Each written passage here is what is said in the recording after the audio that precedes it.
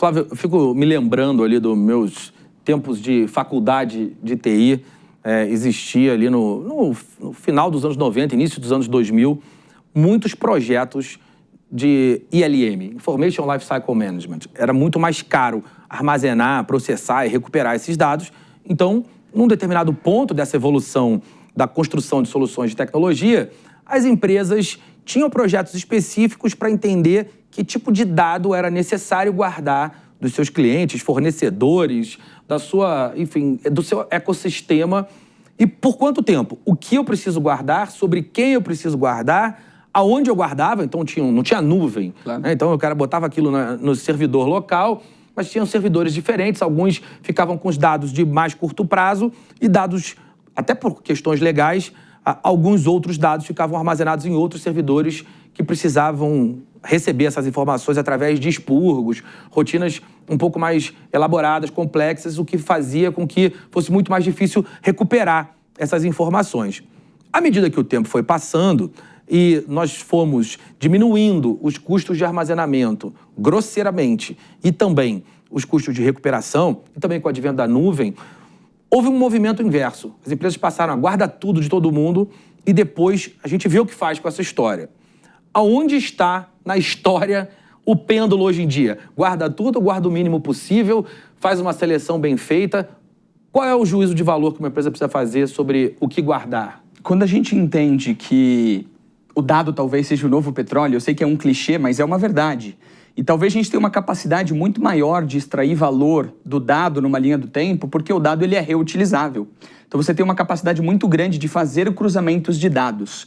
Então, acho que cada empresa vai olhar, né, para a sua estratégia, para suas prioridades de formas diferentes, mas eu diria que quanto mais dados você tem, mais capacidade de obter vantagem competitiva você tem como uma companhia.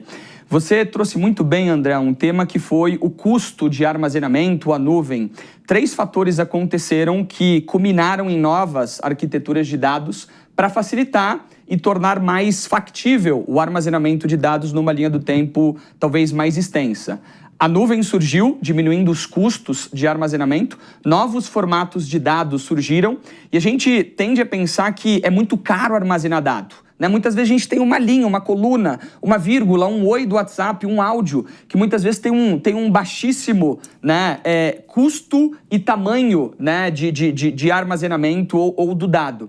E um outro fator que aconteceu foi que o processamento ele se tornou muito mais escalável. Então, hoje você armazena e processa numa fração do custo. Então, eu diria que as empresas devem tomar muito cuidado para ter a maior quantidade de dados possível, porque isso se torna parte da sua vantagem competitiva. E se a gente olha para algumas empresas menores, não tão grandes, muitas delas têm colocado seus ativos de dados no seu balanço financeiro, porque esse é um grande ativo. Você pega empresas pequenas com um valor de mercado gigantesco, pelo seu asset, pelo seu ativo de dados de inteligência artificial.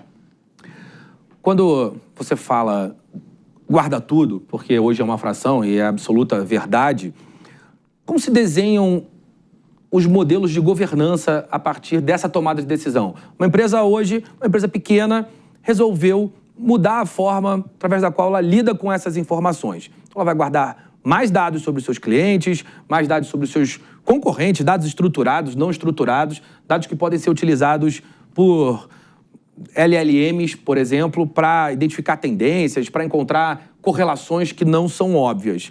Mas isso não é feito da noite para o dia. Precisa se criar um roadmap de armazenamento e recuperação desses dados para que a empresa consiga, de fato, obter valor dessa história toda. Senão claro, vira meio que uma bagunça. Sai colocando tudo e não sabe muito bem aonde. Como se desenha essa governança? Perfeito. Um comentário sobre a última pergunta.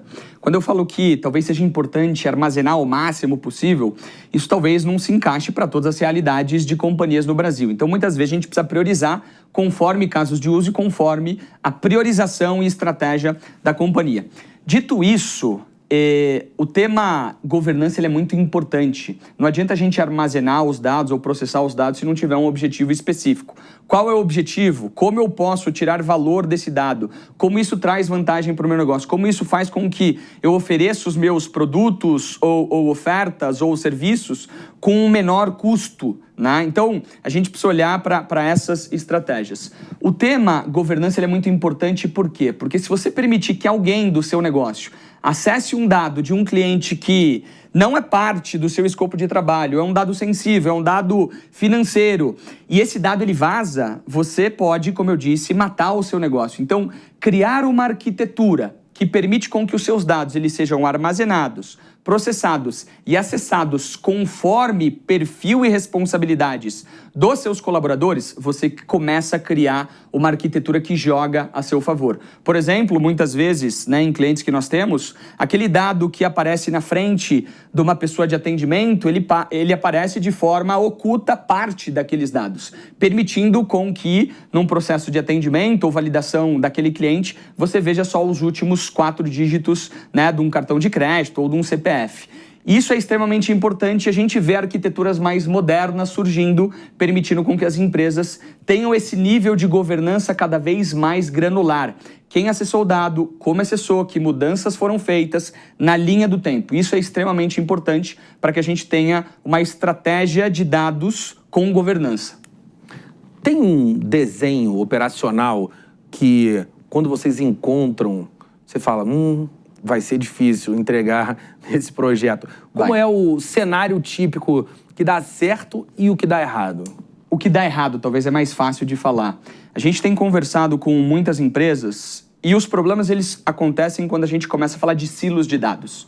Quando a gente não tem um só local para armazenar, processar e consultar os nossos dados, a gente tem um grande problema, porque numa reunião de negócios, talvez o executivo faça uma pergunta, 2 pessoas diferentes vêm com uma resposta diferente para a mesma pergunta, teoricamente consultando as mesmas bases de dados. Então essa duplicidade, esses silos de dados, são problemas gigantescos para as companhias e inibem a sua capacidade de atingir o seu plano potencial. O segundo ponto que causa muito desafio e problema é essa incompatibilidade numa abordagem de governança uniforme.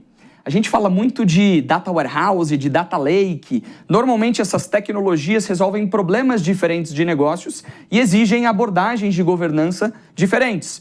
Um está armazenando dados estruturados, outros dados não estruturados ou semi-estruturados. E quando você tem abordagens diferentes de governança, você inibe essa capacidade de atingir o pleno potencial. E um outro desafio muito grande são os times que também estão em silos. Muitas vezes a gente fala de dados que podem responder de forma descritiva informações referentes ao passado, o quanto eu cresci, o quanto eu vendi, o quanto eu progredi numa região específica, mas com o advento de AI surgindo nos nossos negócios, a gente não fala só de forma descritiva, mas de forma preditiva e prescritiva.